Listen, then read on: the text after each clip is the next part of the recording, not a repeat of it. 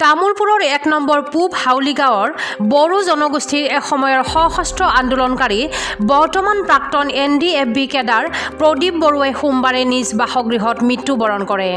প্ৰায় ৫ বছৰ নিজৰ জনগোষ্ঠীটোৰ উন্নয়নৰ স্বাৰ্থত বিভিন্ন ঘাত প্ৰতিঘাতৰ সন্মুখীন হ'বলগীয়া হৈছিল NDFBৰ প্ৰাক্তন কেডাৰগৰাকীয়ে।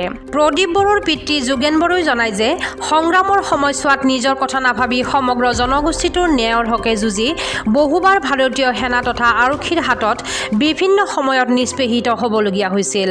অৱশেষত ২০১৩ চনত চৰকাৰৰ সৈতে সহযোগ কৰি আত্মসমৰ্পণ কৰে প্ৰদীপ বড়োৱে। পৰৱৰ্তী সময়ত বিভিন্ন ৰোগত ভাৰাক্ৰান্ত হৈ পৰে যদিও চৰকাৰৰ পৰা কোনো ধৰণৰ সা-সুবিধাৰ পৰা বঞ্চিত হৈ অৱশেষত মৃত্যুবৰণ কৰে। প্ৰাক্তন কেডাৰগৰাকীৰ পিতৃয়ে অসম তথা BTR চৰকাৰক পৰিয়ালটোক সহায় কৰাৰ লগতে পৰিয়ালটোৰ যিকোনো এজনক সংস্থাপনৰ ব্যৱস্থা কৰাৰ লগতে অতি শীঘ্ৰেই প্ৰাক্তন NDFB সকলৰ সংস্থাপনৰ ব্যৱস্থা গ্ৰহণ কৰিবলৈ আহ্বান জনায়।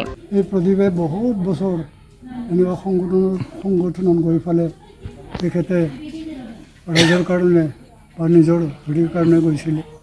তাতে তেখেতে গৈ পেলাই আৰ্মি পুলিচ কিবা কিনি জালত পৰি পেলাই তেখেতে বহুত দুৰ্ভগীয়া হ'ব লাগিছে।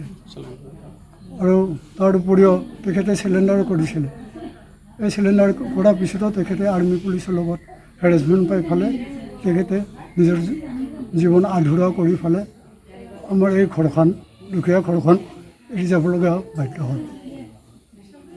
সেইকাৰণে মই চৰকাৰক অনুৰোধ কৰিছোঁ যে দুৰ্ভগীয়া ঘৰখন বা সংগঠনবিলাকৰ যিখিনি ৰৈ গৈ আছে কোনো সংস্থাপন লোৱা নাই সেইবিলাককো আপোনালোকে চৰকাৰে যদি অকণমান সুবিধা দিয়ে এই মোৰ আৰু বুলি কওঁ।